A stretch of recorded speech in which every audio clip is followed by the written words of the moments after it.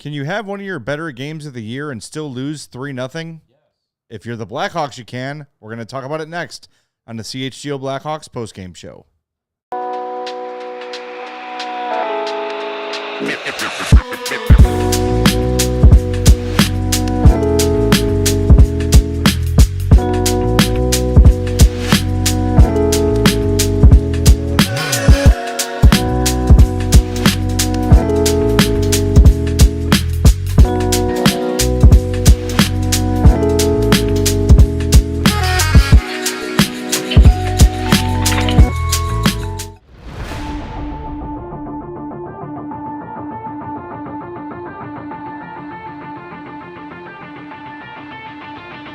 Welcome into the CHGO Blackhawks postgame show. I'm Jay Zawaski with Mario Tirabassi. Sarah's here. Hello. Running the show, and she's fighting through it. I can tell. Sarah's not feeling great. Sarah was bundled up on the couch in the other room. You want us to go? We'll turn the cameras off. It's fine. We'll figure it out. I don't even know what's going on. I woke up feeling weird, and I'm not contagious, but I don't know. You can't Every guarantee hour, that, Sarah. Every hour I'm dying.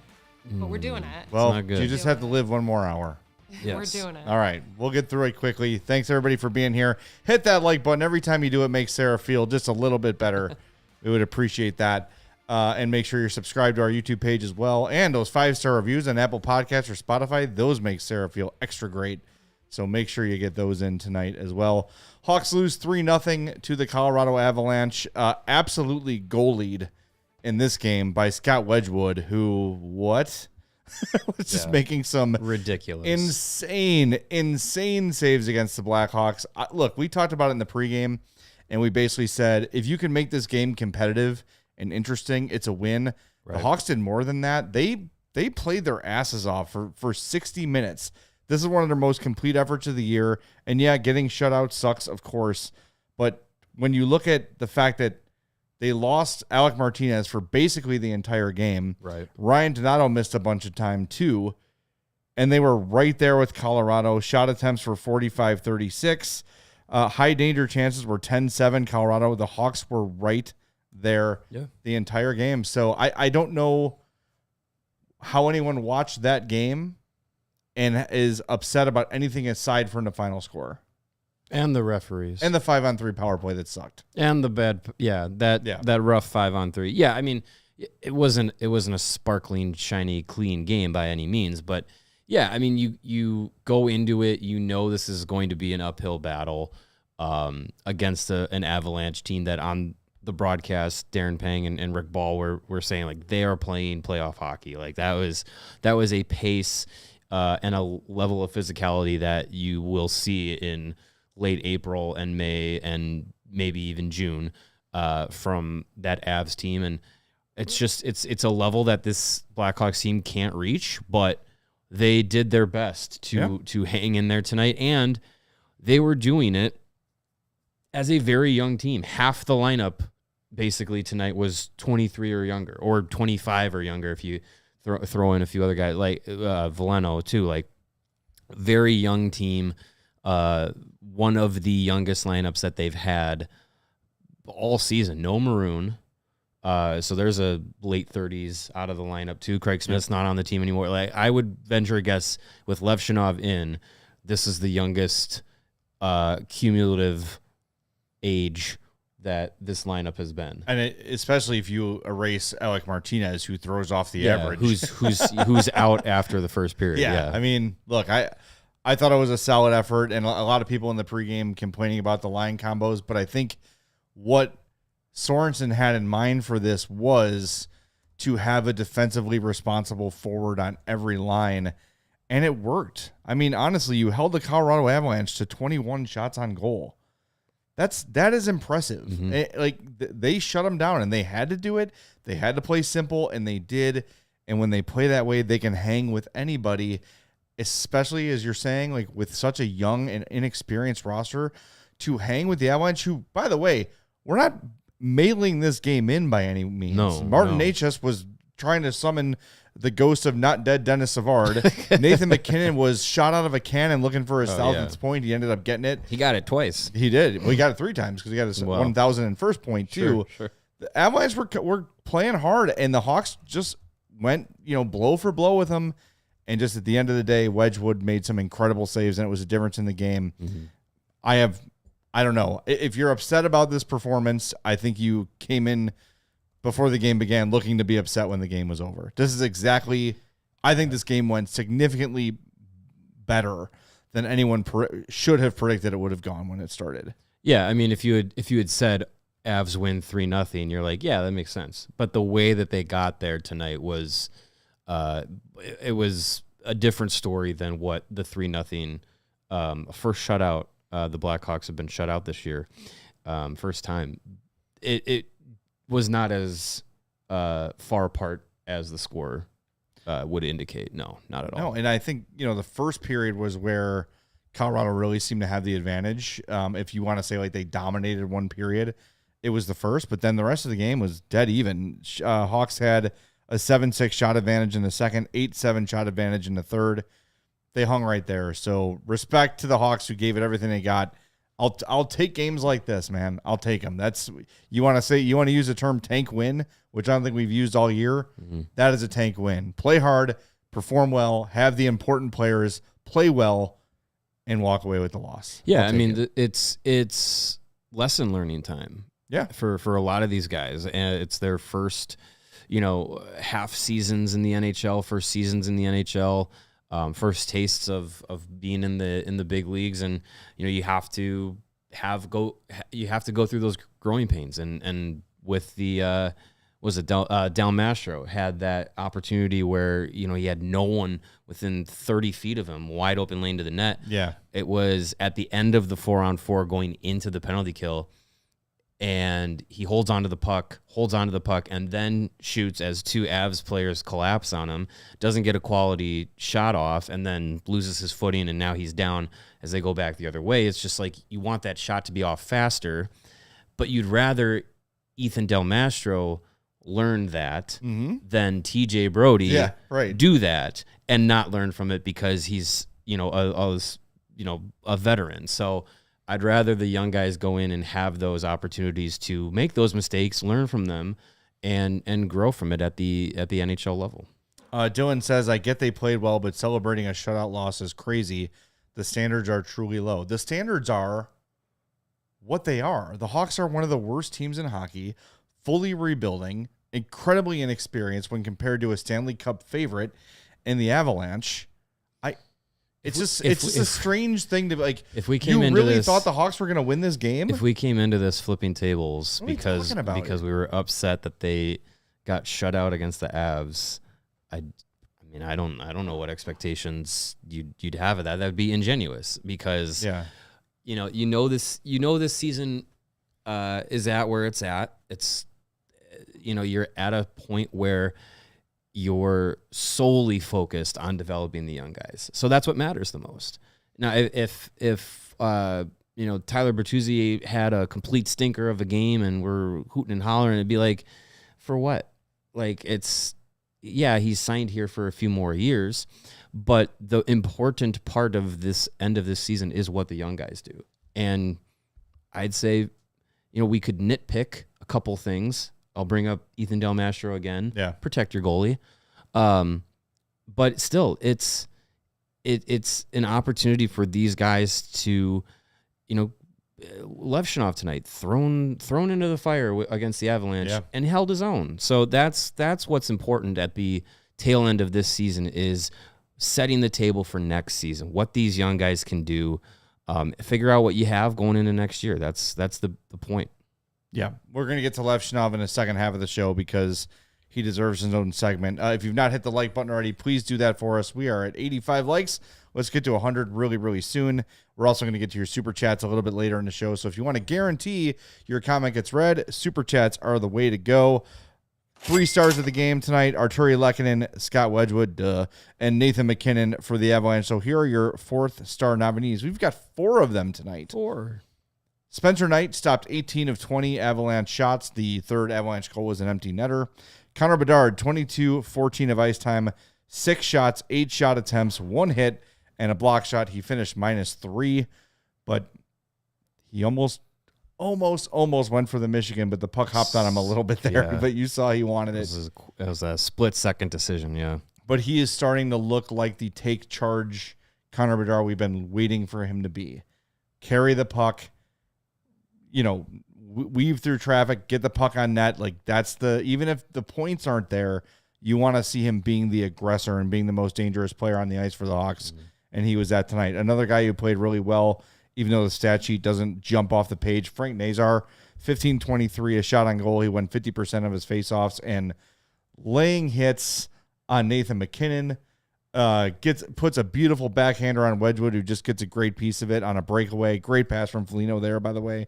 He was outstanding. And the other nominee is Artyom Levshunov. 3 shots, 6 shot attempts, 2 block shots.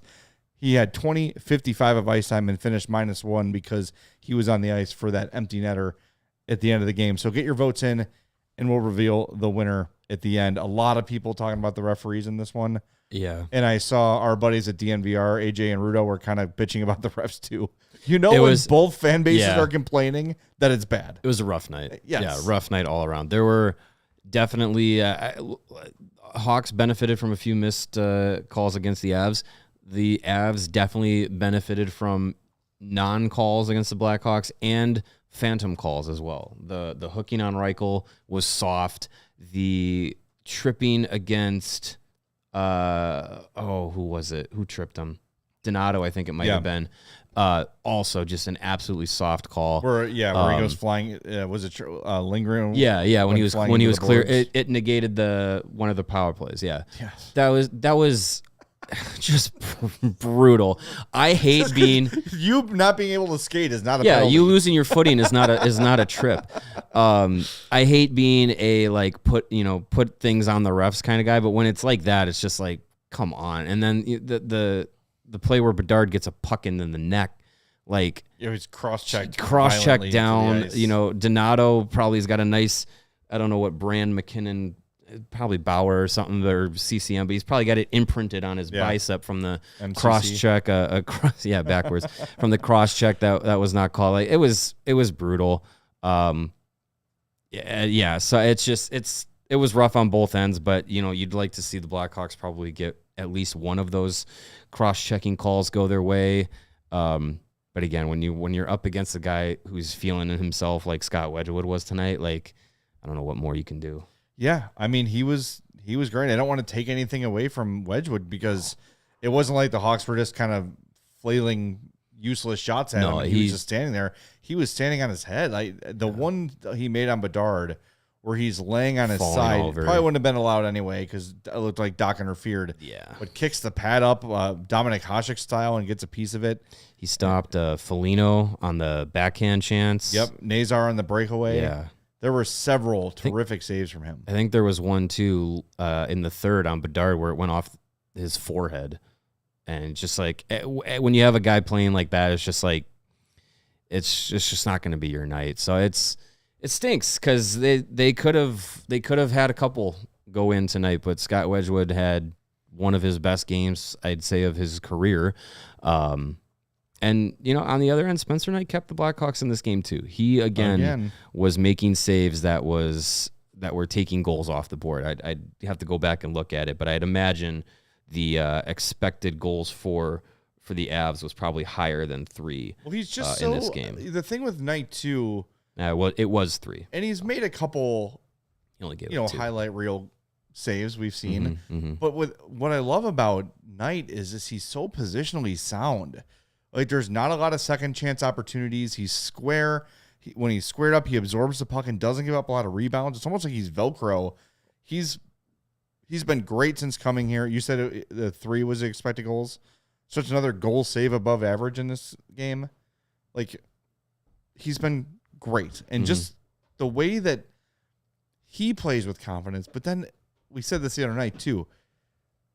The team plays with confidence then, too. When they know, you know what? I might take a risk here because I know he's behind me. Mm-hmm. We saw it last year when Soderblom, every game he played, there was no faith in him. And there shouldn't have been. He was bad last year. There's no doubt about it. You knew that he was giving up like 3 or 4. But it's just you play differently when you don't believe in your goalie. And they believed in their goalie tonight, and they have with Soderblom all year. and they look like a different team when those guys are playing, especially Spencer Knight. So Absolutely. Get your votes in for the 4-star. Again, we'll reveal the winner at the end of the show. We are at the break zone. We have a Nick Foligno quote to come back from break with. That is... Are they looking for their identity? No. Wow. No, he actually says something this time. No way. Yeah. Oh, stay tuned for that on a CHGO Blackhawks postgame show.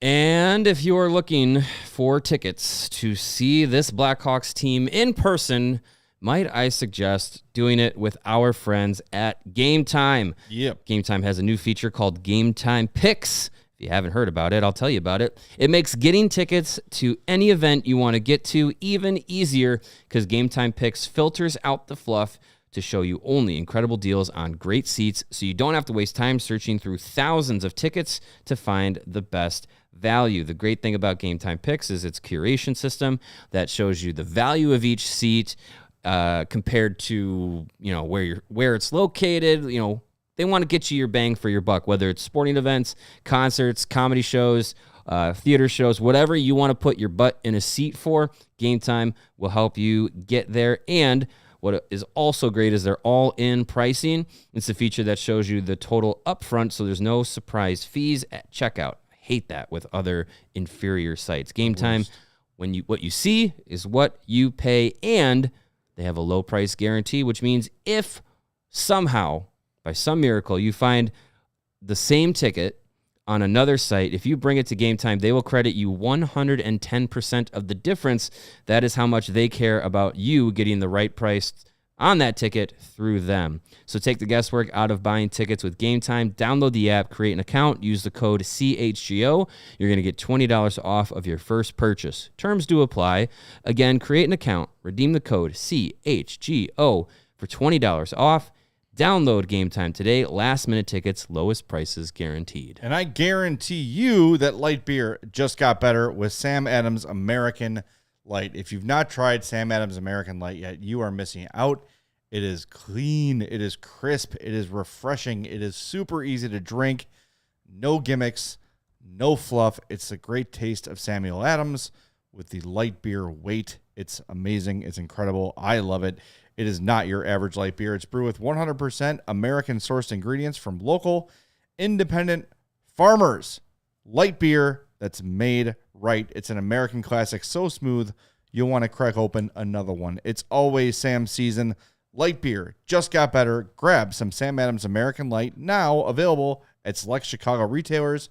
You must be 21 plus, and please, of course, drink Sam Adams American Light responsibly. And we want to tell you, I haven't done this yet. I have failed at my job. We've got a massive sale going on right now at allchgo.com. $36 for the annual pass to celebrate the start of NFL free agency. We're the Bears offseason champs 3 years in a row. This one feels a little different, though, because the offensive line matters, and they've addressed it. $36 for the year, and yes, indeed, it does include a shirt. Nice. Which is about $33. So do that math for yourself. That math works out in my head. Absolutely. So get yourself on our Die Hard program. You can scan the QR code on your screen right there, or go to allchgo.com/intro for more info. I'll tell you about this again at the end of the show. All right. Okay. We're going to get to the Super Chats in a bit. Let's get this Nick Foligno quote. Nick Foligno, this is via Ben Pope.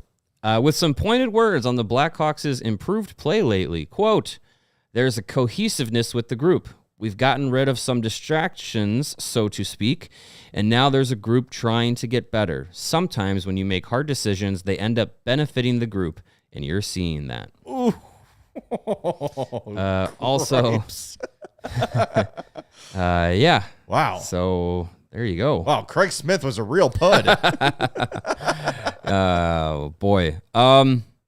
I mean, Peter you know Mrazek, what? What an ass clown. That's it's got to be who he's talking about. surely. That's it. I mean, I think that has not been lost on a lot of Blackhawks fans. And if you're, observing the team, the way they've played on the ice, you're, seeing what they've said post games recently, and when we've been able to talk to them, and just kind of the demeanor around the group from my perspective, I'm sure you've seen some of the similar things too.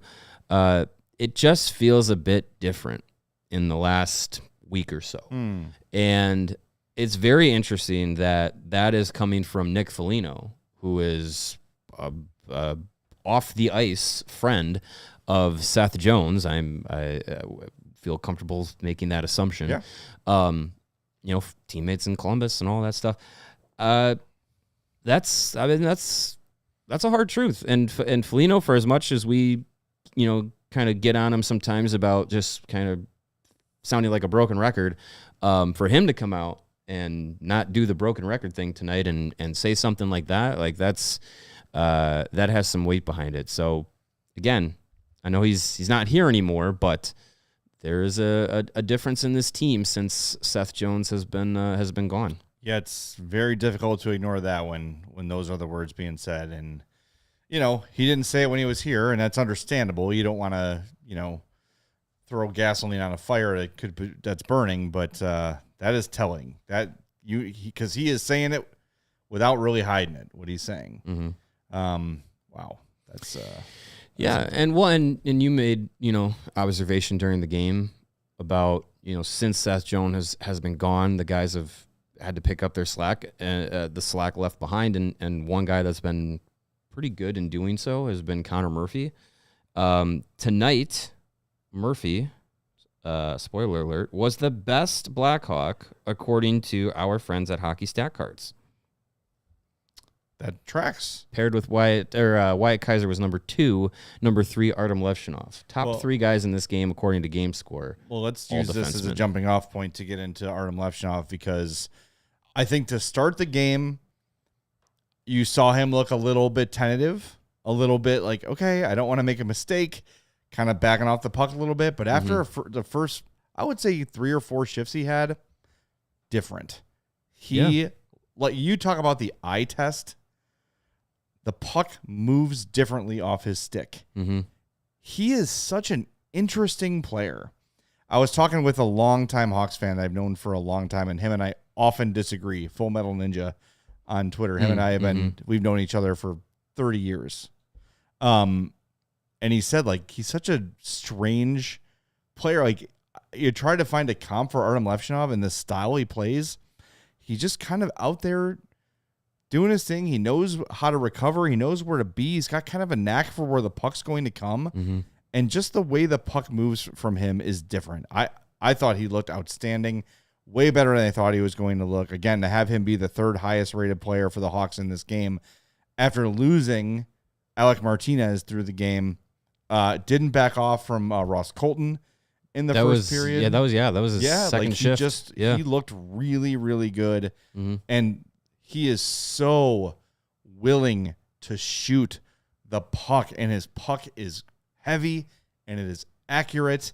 And he could have had a few points tonight where, he sends it on goal with traffic in front and the puck just deflects one way or the other. I loved his game in this one. He had an outlet pass to, I think it was either to Nazar or it set up the Nazar breakaway that was Wedgewood to Foligno stopped. and Foligno sent it to so he got he's got a way to go, but first returns in his first NHL game, as it went on, the confidence built up, and like you're saying, those instincts that a guy at his age and experience level, you kind of lean on those right now. The athleticism, you lean on that right now, and then as you kind of catch up to the game at the NHL level, more of that is going to be solidified in your game, and then just reading the game at the NHL level will become part of those instincts. And as the game went on, he settled into it. Mark Lazarus here has a quote from Levshunov on the 5-on-3,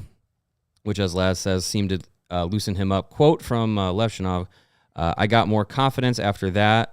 I had chances to score in my first game. Unfortunately, I didn't, but the world goes on." He loves to say that. He's got some Ilya Bryzgalov in him a little bit. A little bit, yeah. Why do you have to be mad? Also says on playing against Nathan MacKinnon, again, this is from Mark Lazarus, Levshunov says, quote, "He's such a good player. He's fast. It was cool to play against him." Follow-up question, was it a confidence booster? Yeah, it felt good. He's still human, right? It was good. So there's Levshunov. He was solid. to play against Nathan MacKinnon and be like, he's just a human. Like, okay.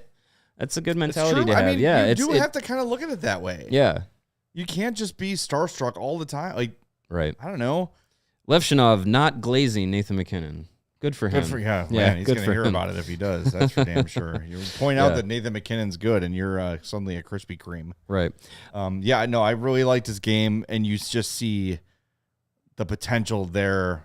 For that to be a first NHL game for a 19-year-old defenseman, it gives me more confidence having seen him play in this game, being his first game against the Avalanche, going into Thursday, assuming he's going to be in the lineup, which I would imagine he would be, going into Thursday against the Sharks. Like, there's a game where now you feel like, okay, maybe he'll be able to open up a little bit more in that game, rather than if that had been his first NHL game, like it might have, again, taken some time to kind of sink into it. But now he's got the rookie lap out of his way. He's got the first game out of the way, playing against a former MVP, former Norris winner, like all that stuff.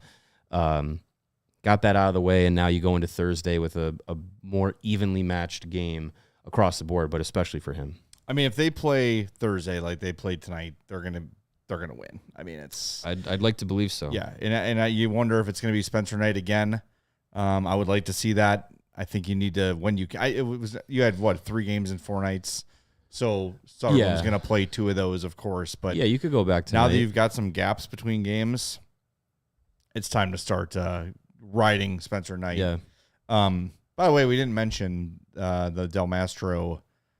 He gets run by Miles Wood. Spencer Knight does. Mm-hmm. And clearly a mistake. It was not intentional. And I think on the replay, you saw Miles Wood sort of checking on Knight and patting him on his stomach like, hey, man, sorry. He wasn't trying to go I don't care. Through him. You go human claw machine on Miles Wood, grab him by the scruff and pull him off your goalie. Yeah. I don't care if it was a mistake. I don't care if he's sorry. And we're nitpicking. It's a young player. I get it. I have no worries about Ethan Del Mastro in that regard, but I think just you gotta have a response in that moment. And you can you see Del Mastro is, as soon as that happens, he's looking to the ref to be like, hey, penalty, right? And with the way the game was officiated tonight, you'd have you're not sure. You're not, you don't know. So you're getting the penalty. Like that's all well and good. You got the power play. That was the one that led to the 5-on-3 too. But yeah, that's got to be an instinct of get off my goalie. Like, and that'll be something that I'm sure, to the side, that'll be a conversation where either Knight or Del Mastro himself will go to him and be like, hey, I'll get your back. Like, don't worry about it and stuff. And Del Mastro's not afraid to drop him. Like, he did it in junior. He's done it in Rockford. He's a big kid. Mm-hmm. So I'm not worried about his ability to play that way and have that be part of his game at the NHL level. But it'll be something that'll, he'll grow into, I'm sure. I think he also probably knows. Right. As soon as it didn't happen, he probably knew, like, I probably should have done something. You saw later in the game, Levshunov got roughed up, and Foligno was right there. The whole team jumped in on him. You hit our young guys, and we're coming after you. It was the same thing with Doc last game, where Frank Nazar got hit clean, but Colton Doc said, no, that's not happening here, not on my watch. And that's good. Those are the sort of things that can bring a team together. And when those games matter more and when the Hawks are more competitive, they can probably pick their spots a little better right there and take a number and get them later. But at this point, when it's all about setting the culture heading in the next season, because this roster that was on the ice today, this is a lot of your team next year. It's a future roster. Yeah, like it's a lot of your team. And that's that's without Crevier in the lineup, which if Martinez isn't good to go Thursday, he probably draws back in. You would think so. The only one that wouldn't be back next year would be Martinez.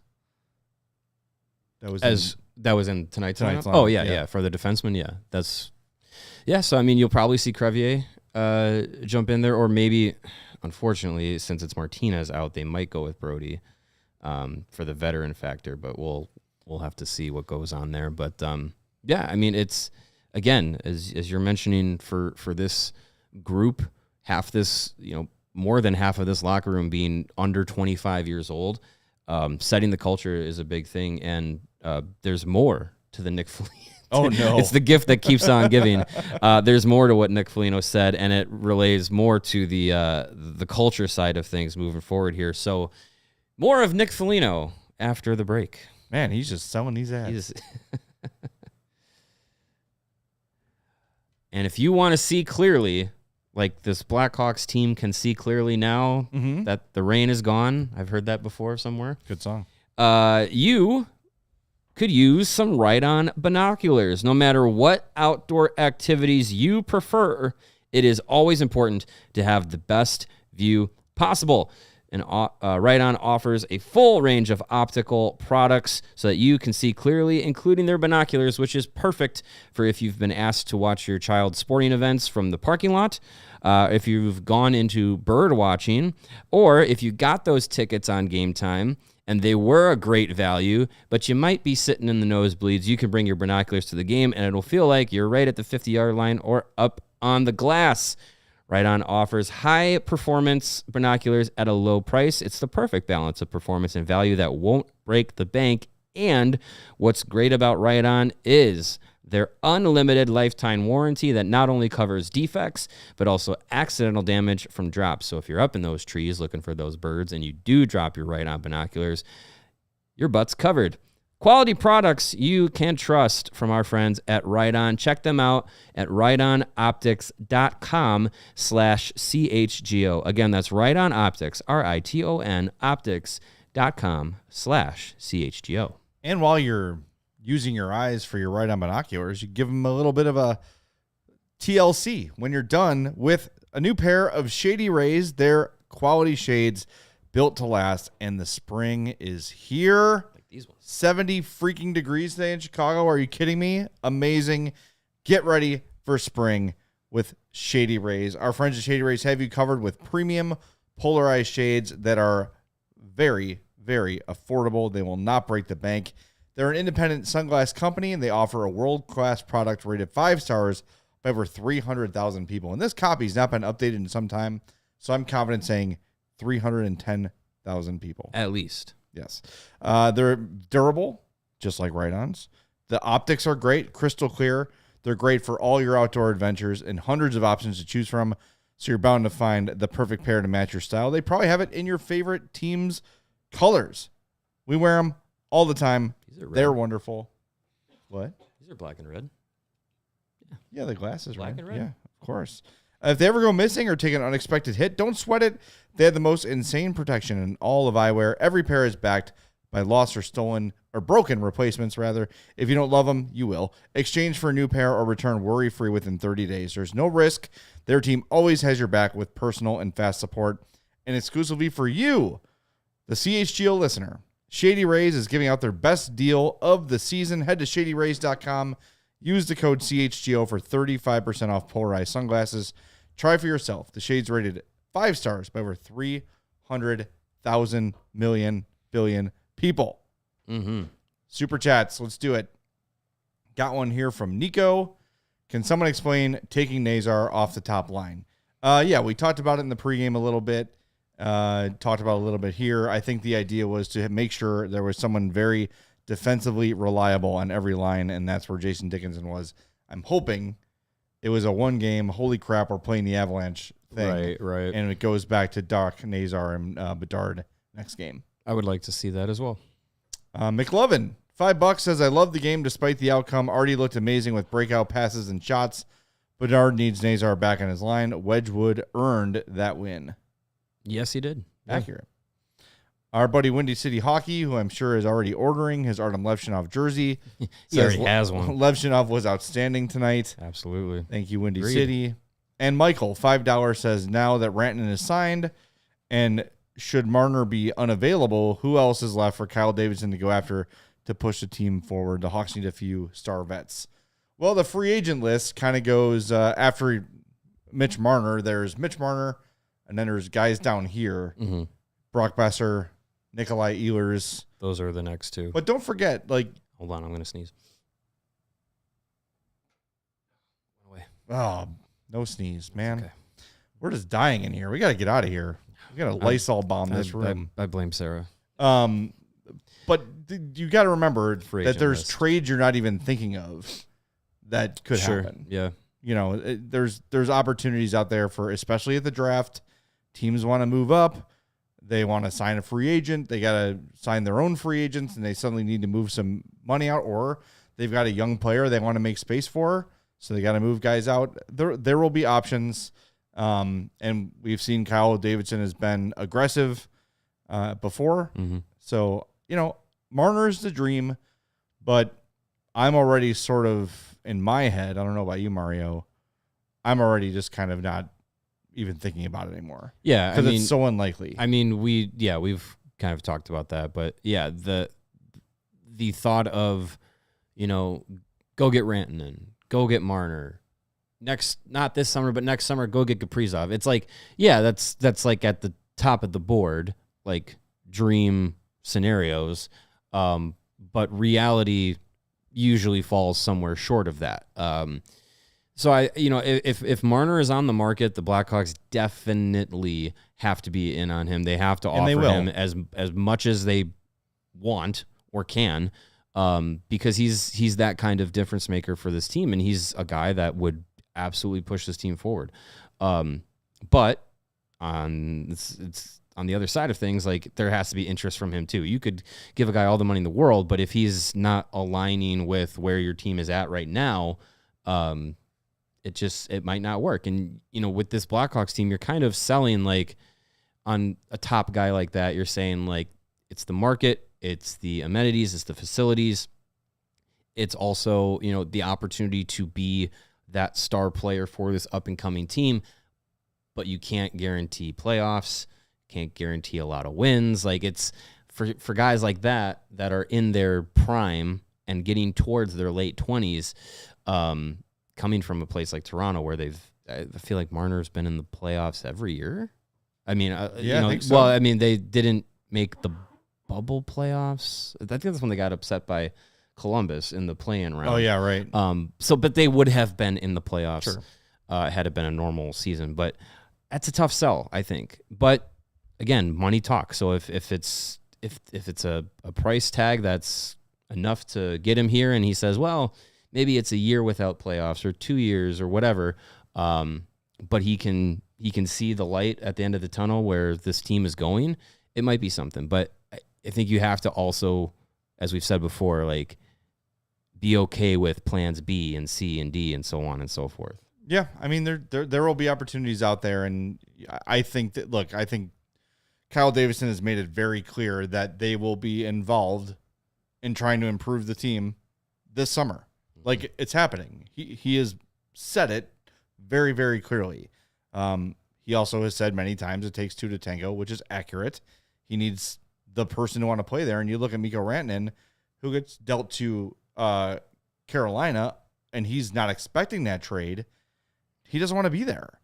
And it's a great team, and there's a lot of reasons where Mikko Rantanen would say, I would like to be a Carolina Hurricane for the next 8 years. Mm-hmm. Of course. But it just wasn't for him. It wasn't the place he wanted to be. You can't force a guy to do that, and no matter how much money you want to give them, if they don't want to be there, they don't want to be there. You couldn't pay me $1 million to move to St. Louis. No. Actually, $1 million, just like it. But you know what I'm saying. Right, like right. When you have other options and $1 million is a difference, all right, I'm going to go to the place I prefer. Yeah, and it was pretty clear from Eric Tulski's post-trade deadline press conference where he kind of explained what was going on. It was clear that Rantanen was just not into being in Carolina. Right. And it was worth more to the team to be like, and as we're seeing with what Nick Foligno has alluded to, when you got someone in the room that isn't bought in or isn't, doesn't want to be there, pulling in the same direction, that can be a detriment. And that's in a locker room that is going into the playoffs, the Hurricanes. So you need to have that team mentality and culture set in a good spot. And it just appeared that Rantanen wasn't bringing that. Well, I think that's why, when they don't, they don't trade Pat Maroon and they don't trade Alec Martinez, like those are two guys that chose to be here. They came here under the they knew what this year was going to be. So did Bertuzzi. So did Tavo. They knew what they were signing up for. So they're here, they're in, they're bought in, and that's different from the conditions Seth Jones was brought here in. Right. Seth Jones was told one thing. He stuck it out for 4 years, and he was done. And I understand that, and I think at the end of this Bertuzzi and Teravainen contracts, if things don't get better, they're going to be pretty much get me out of here too. Right. Because the losing starts to pile up. And I saw William Eklund. There's a story published today about him in San Jose and how he's tired of losing. No matter how in you are on a team or whatever, it takes its toll. So you get guys that want to be here instead of having to twist someone's arm to come here. Mm-hmm. That's what you want. It makes a difference. Yeah. It's almost like you don't want to force Mitch Marner's hand by saying, we're going to give you $3 million more than anybody else. And he's like, well, I'm not going to walk away from that. I'm not walking away from, $21 million extra dollars. Well, hopefully the timeline of getting to what you hope this organization can do again, be a playoff contender, takes a shorter time. Let's say if Mitch Marner signs this summer to get to that point than it was taking for Seth Jones, who signed up to be a playoff team before the beginning of the rebuild. And that doesn't weigh on a guy like Marner or someone like that coming in at that time for that long. Getting to the extra little bit here from Foligno, keep going. Get away from it. But story of the day. So let's try and do this full quote here. So if you missed it at the beginning, this is from Nick Foligno via Ben Pope. Says on the Blackhawks' improved play lately, quote, there's a cohesiveness with the group. We've gotten rid of some distractions, so to speak, and now there's a group that's trying to get better. Sometimes when you make hard decisions, they end up benefiting the group, and you're seeing that. Continued. Guys are playing together. They're playing for one another. They're playing to grow something here and not worried about what's gone on or what guys are feeling. Everyone here is pulling on the same rope. We know we've got to pull ourselves out of this, and it's a credit to all the guys that, after a lot of distractions and the deadline, we're seeing a group that has come together here, and it's encouraging. End quote. We'll get it in a second. Yeah. A very funny tweet from our pal Pete Blackburn. Oh, good. Yeah, it's that is very pointed. Yeah. And I understand, guys must have been pissed. They must have been frustrated. Did Pete delete it? Did he delete it already? Oh, no. Pete. Oh, okay. Well, if he did delete it, we got the screenshot, Pete. It's not deleted. It's gonna live on. I mean, that tells you where it was. And I mean, from what we saw with, maybe the little teaser trailer that the Blackhawks put out of tomorrow's Every Shift episode, the newest Every Shift episode that's going to be trade deadline heavy, and you'll get some behind the scenes stuff going on with it too. It appears that, they were in discussions with Seth Jones on making that trade as early as the first week of February. So pre Four Nations face-off. So if that is when those talks that after the Four Nations face-off break ended, basically the two days after that ended was when he was just like, yeah, I've basically asked for a trade. If that is when those talks started, that's an accelerated trade process. Oh, hell yes. To happen in a month, and, the month of February is the shortest month of the year. To happen in a month's time, and then for him to put I don't know, maybe it wasn't the first time he's had that conversation, but from what Kyle Davidson said in that little clip was, early February is when we started talking about that trade, getting Jones to Florida and eventually getting Spencer Knight. Here's the Pete Blackburn tweet. Just for those listening on the podcast, it is a screenshot from when Foligno and Jones were on What Chaos. Was that at the beginning of this year? It was the beginning of this year, yes. Okay. And Foligno is giving the old point with his thumb like to Seth this Jones. guy. Like this guy over here. This guy, look. Oh, that's funny. That's is top notch. That's good. That is quality Pete Blackburn. That's why, you know what? That's why he's a internet hockey legend. Sure is. That really and is. Dinosaur costumes. That too. God, that's good. That is so. That's really top good. Notch. Yeah, but I think we talk about culture and getting the room together for those guys, and you got the young guys in there now, and they can now have a little bit more space, take up a little bit more air in the locker room, and make that team theirs. That is what I'm starting to feel that way too. I'm really getting a little bit more of that vibe the last few weeks, and hopefully that carries on through the rest of the season into next year. And Seth Jones was part of the leadership group, and unless they go with a vet, like, I don't know, there is a letter on that leadership group that probably will be available, because right now Alec Martinez is wearing it. I don't think he's coming back next year. So you got Foligno and Murphy still around, but one is open. There's one open. Is it Alex Vlasic? Well, I think we're also undervaluing the impact that Shea Weber's had on this team too. Yes, you bring in a Hall of Famer at the trade deadline, Norris Trophy winner, and that is going to definitely have a positive impact on the team. Former captain, yeah. And there's a couple of people throwing some names out for potential trade partners. Matthew Barzal from the Islanders. I'm here for that. Connor Bedard said that's the guy he would want to play with the most. Okay, accommodate that, please. That'd be great. Sure. It's just the Islanders are so hard to read. I feel like Lou Lamoriello is like, day by day is a different dude. Yeah. It's very hard to figure out what their intentions are. Well, because he's got it tight-lipped like the Mafia. Yeah. You don't get a read on those teams ever. Yeah, I mean, Barzal, that pushes the needle forward. I would be totally fine with that. And he seems like a player that probably would have bigger numbers offensively if he wasn't in New York, the Islanders organization, 100%. Like that focuses so much on playing a Luke Richardson style type of game.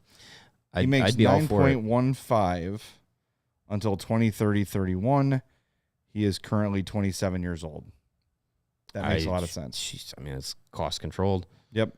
If you don't want to throw $15 million at Mitch Marner, that's less money for a guy that, I mean, he's not Mitch Marner, but I'd say he's above Besser and Ehlers. I agree with that. Yeah.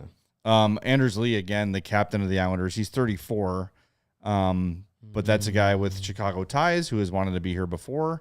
Would take less to get him, but that's a Band-Aid. That's not a full. That's not really addressing the problem. Yeah. But if you're looking for, if they say, all right, we missed out on Marner, so we're going to throw everything we got at Kirill Kaprizov the next summer, then maybe someone like Anders Lee is a stopgap. I don't know. They can afford anybody. As long as they can get people to the table, they can say, boom, we've got more money than any. Get an offer. Come to us. Who's giving you what? Great. We'll beat it by $1 million. We'll beat it by $1.5 million. Whatever you need. And you don't want to go crazy and give yourself another situation where you're in 2 years, like, how are we going to get out from under its contract? But I don't think you're going to have that situation with Mitch Marner. No. Or Kirill Kaprizov or someone of that level. No. The other thing I thought was interesting, I heard on 32 Thoughts too, and we kind of panned it on deadline day where Patrick Alvin, the Canucks GM, said, if you heard the offers I was getting for Brock Besser, you wouldn't believe me.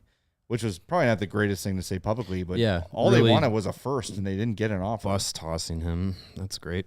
Can't wait for Connor Bedard to go play in Vancouver, that lovely situation that the Canucks are in. That's a room you want to be in for sure.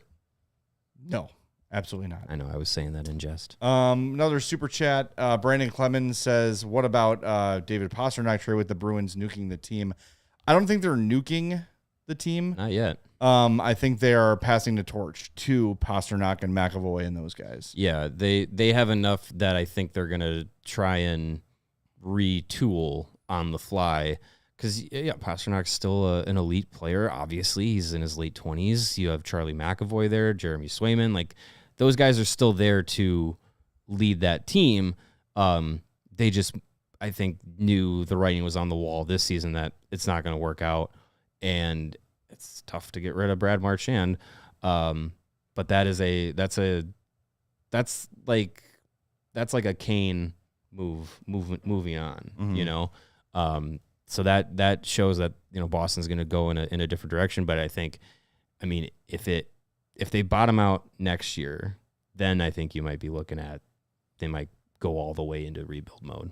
All right, I got a $2 super chat from Kaimok Hockey Training. Says Jessica Campbell is head coach, Jay-Z, big SJW guy. Thank you for your $2 to show the world you're an asshole. also, you're like what is wrong? We had with that you? conversation like 2 weeks ago. Right.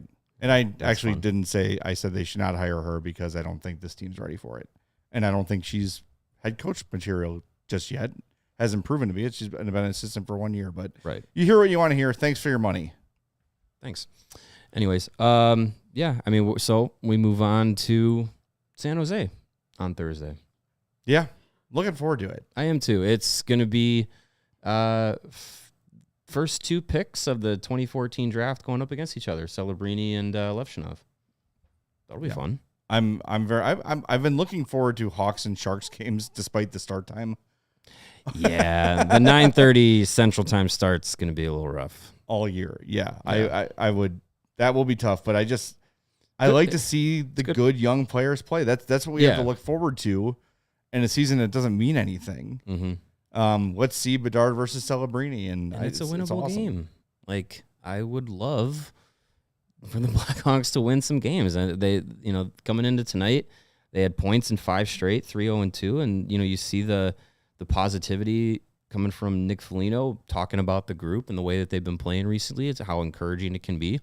And you get those guys to not only kind of like come together as a team, but also do it with winning some games. Like that's extra on top of it. So, you come away from this game tonight where, again, like we said at the beginning, like the 3-0 score wasn't totally indicative of how the game went. It was closer than that. They held their own against a tough Avs team. And now you go into a Sharks game where you can come away with a positive outcome. I hope so, because they've been on a nice little point run. What is it? Aside from tonight, it was points in 5 straight. 5 straight, yeah. Against some decent teams, and have played their most cohesive hockey this season. And again, I'm just super encouraged by the way they played tonight, because we said it in the pregame. Even though they've gotten some positive results in those last handful of games, the deeper numbers still kind of pointed at they're still kind of getting creamed when you look when you dive a little bit deeper. So I thought tonight could have had the potential to be really ugly and set back what that little streak had grown. But I think if anything, this performance probably makes them feel better. The fact that they were able to hang and keep it close, and like they just lost the goalie battle tonight. Mm-hmm. I don't know. I think if anything, they come out of this one like, all right, didn't get the win, but overall solid. Yeah.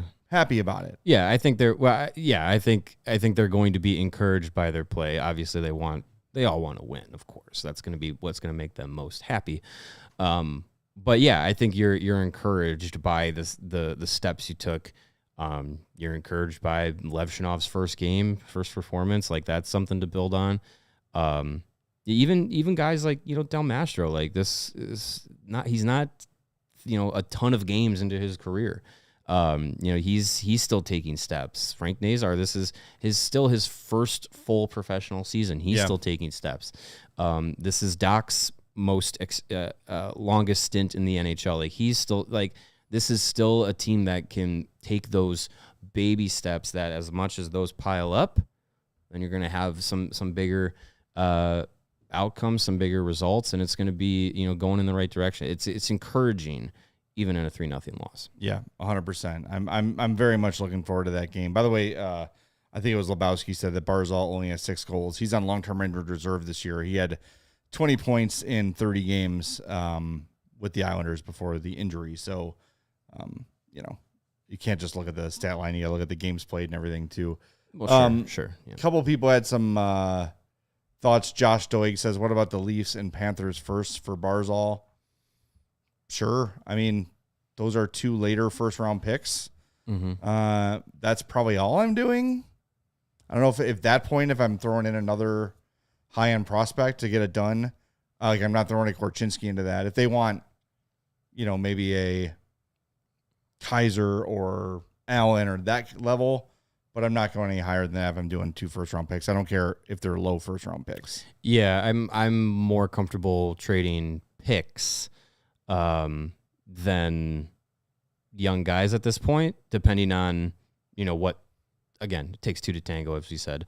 So I'd be more comfortable getting rid of picks and keeping, the group together as much as you can. But yeah, I mean, Cal Davis is going to be aggressive. So we'll see what his plans are. And as we've said before, like, it would be great to keep all these guys, but some of these guys will never be in the NHL in Chicago or won't have long-term careers in Chicago because they might be valuable to other teams to, make a move to improve the Blackhawks. I had another super chat I saw pop up there, Sarah. This one's from Michael. $5 says, Mario seems kind, fun, and enjoys what he does. Jay always seems annoyed by questions. Just a reminder, you could be like Greg. Be grateful, Jay. Okay. Thanks for your $5, Michael. Next time, send us $15 or $50. I have nothing but gratitude for this job. I say it every day. I've said on Twitter a dozen times I can't call this my dream job because I never dreamed a job like this existed, but whatever. I guess when I'm called a social justice warrior and someone goes full on sexist, I'm not happy, joy about it. I'm annoyed and unhappy with my job. So, all right, let's move on to the 4-star of the game, shall we? Cool. Let's do it. 4-star of the game is in kind of a runaway, right? Artyom Levshunov. That's not too surprising. Nice. 55, man. What a number. What a number. And I know Holly got her Kevin Korchinski jersey, but I will never fully respect him because he opted out of 55. And yes, I wore 55 when I played football. Yes, okay? So I'm biased on it, but 55 is a great number in hockey. It is. So put it back up. I want to look at it some more. It's a good one. The double numbers usually looks pretty good no matter what. Oh, look at that. That is spectacular. And the whites. The change to 14 for Korchinski made him look smaller. It's so weird how the optics on the jersey, like when you see his rookie year last year where he's wearing 55, and then I've watched, having watched him play this year, the 14, I don't know why. I just look at him and I'm like, Korchinski looks smaller. Yeah. And he's not small. He's tall and firm, according to Anders Sorensen. Getting firmer by the day. Yeah. It's it's just so funny how just kind of like little thing makes a little bit of just an optical difference. It's interesting. Yeah. But anyway, he was very impressive tonight. I have to admit, like the first few shifts, I was kind of like, oh, he looks a little tentative, which is totally understandable. First game, definitely. But I love his demeanor. Yeah, life goes on. What are you gonna do? He has dealt with tougher things than playing hockey in his life. So I think he's got a great personality. I think he's going to continue to grow and get comfortable with the group, and I think having it be so focused on the young guys coming together. Every time you ask any of the guys from Rockford about Levshunov and just kind of getting to know him more and everything, like nothing but positive things to say. And I feel like he's going to be a really good like locker room guy. Yeah. And I think his game on the ice is going to continue to grow, and it's already really encouraging and impressive. And I as much as they'll always be tied together, at least for Blackhawks fans, I think the comparison and the whatever to Ivan Demidov will fade to the background as Levshunov continues to grow at the NHL. Oh no, that'll never go away. Well, because if Demidov scores 40 or 50, it's he's got to get in the NHL first. Who got into the NHL first? He might just stay in Russia. Artyom Levshunov did. You never know. Yeah. Exactly. All right, tomorrow's show, 2:30, we're going to have Alex Vlasic joining us from the road. That'll be fun. Lots to talk to him about. Actually, I shared this photo. He got a little upgrade in the NHL video game that I want to razz him about. And we'll ask him about he has always been honest as hell with us. Oh, yeah. He always says what's on his mind. I remember the first time we spoke with him, he said that's when he made kind of the eggshell comments about Kane and Taves, about being in the locker room and being kind of like tentative around those guys. Yep. He always speaks his mind. I can't wait to hear what he has to say about the last few weeks. He'll even tell us things he's not supposed to. That's right. He does that too. Even when we're not setting him up for it. Yeah, no. All right. One last time reminder, $36 for the year at allchgo.com. Become a diehard.